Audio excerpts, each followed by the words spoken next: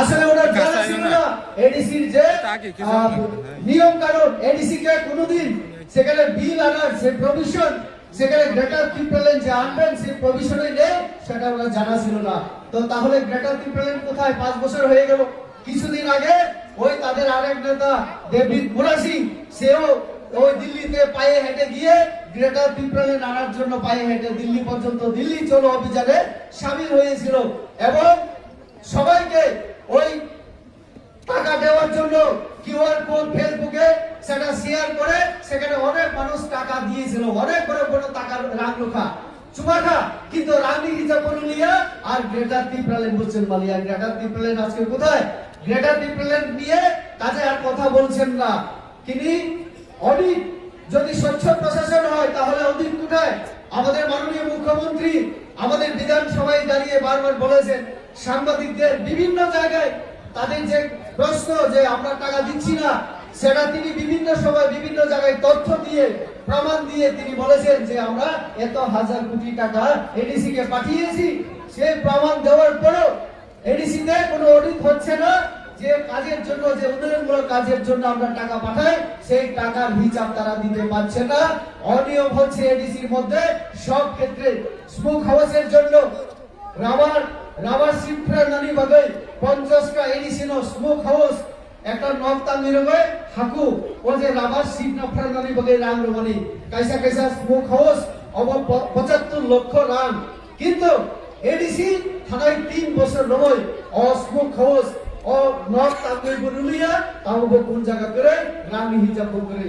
তো কাজে অডিট খেতে হিঙ্গে আবশ্যক মজা করব।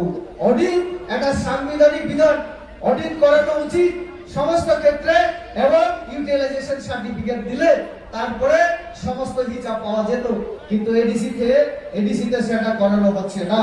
তার জন্য আমরা দেখেছি যে সেখানে অনিয়ম হচ্ছে, স্বচ্ছ প্রশাসনের নামে সেখানে লুটের রাজত্ব চলছে। এই যে আমরা যখন বিজেপি বিশেষ করে আমি বারবার বিভিন্ন জায়গায় আমি যখন কথা বলি অডিট হয় না, আমরা যখন সবাই বললাম যে অডিট হয় না, তখন এইগুলি যখন বেরিয়ে আসছে ওই কর্মচারীরা এডিসির মধ্যে যারা কর্মরত তারা আমাদের কাছে আসছেন, তাদের বিভিন্ন অভিযোগ। আজকে যারা অবসরে যাচ্ছেন, অবসরপ্রাপ্ত যারা কর্মচারী তারাও পেনশন পাচ্ছেন না। এই অবস্থায় আমরা যখন বিজেপি পাহাড়ে ঢুকতে শুরু করেছি, আমাদের জনজাতি মোর্চা, আমাদের মহিলা মোর্চা, আমাদের এই যে যুব মোর্চা যখন পাহাড়ে কর্মসূচি হাতে নিচ্ছি আমরা, তখন তাদের তরফ থেকে একটা হুমকি দেওয়া হচ্ছে, বলছে ন্যাশনাল পার্টি বিশেষ করে বিজেপি কে এডিসির মধ্যে ঘুষনে নিয়ে দৌড়া। এটা কে বলেছেন? ওই স্বয়ং প্রদ্যুৎ বাবু। ওনার মাথা খারাপ হয়ে গেছে বিজেপির অ্যাক্টিভিটিস দেখে। তো কাজে এই গতকাল আমাদের সেই জোনপুরের মধ্যে আমাদের পদ্মলোচন ত্রিপুরা আমাদের এমডিসি মাননীয় ওনার যে তহবিলের মাধ্যমে তহবিলের পয়সা দিয়ে কিছু সামগ্রী বিতরণ অনুষ্ঠান ছিল, সেখানে আমাদের মাননীয় মুখ্যমন্ত্রী পরিষ্কার বলেছেন আমরা ময়দানে আসি, সাহস থাকলে আমাদেরকে রুখে দেখাও। তো কাজে এডিসিতে এই যে দুঃখে দেওয়া হবে না, এই যে হুমকিটা কিসের জন্য? আমরা দুর্নীতি নিয়ে কথা বলছি, তার জন্য তারা এই কথা বলছি। তো কাজে আসলে কাজ করবে না তারা, মানুষকে ঠকিয়ে এখন আমাদের আরো 5 বছর পরে কি করে তারা ক্ষমতায় আসা যায়, ক্ষমতায় থাকতে পারে, সেই জন্যই তারা এই কথা বলছে। আর আমাদের বিজেপি, আমি সংক্ষেপে আলোচনা করছি কারণ মাননীয় মুখ্যমন্ত্রী আরো একটা অনুষ্ঠান আছে, আমি ওনাকে বেশি বসতে আমি দেব না, ওয়েট করতে আমি দেব না। তো কাজে আমার কথা হচ্ছে এরকম অবস্থায় আমাদের বিজেপি হচ্ছে, আমাদের সরকারটা হচ্ছে গরিবের সরকার, এই সরকার হচ্ছে আমাদের কৃষকদের জন্য সরকার, এই সরকার হচ্ছে দেশের সাধারণ আম জনতার জন্য সরকার, আর এই সরকার হচ্ছে দেশকে উন্নতি করার জন্য চিন্তা করার সরকার। তার জন্য আমাদের সরকার সর্বাধিক চিন্তা করে আমরা কাজ করছি। আজকে দেশের যে নিরাপত্তা এবং আমাদের অর্থনৈতিক অবস্থা, আজকে আমরা কোথায় ছিলাম এবং কোথায় চলে এসেছি, এবং আপনারা দেখেছেন তার জন্য আজকে গরিব মানুষ কিন্তু লাভবান হচ্ছে।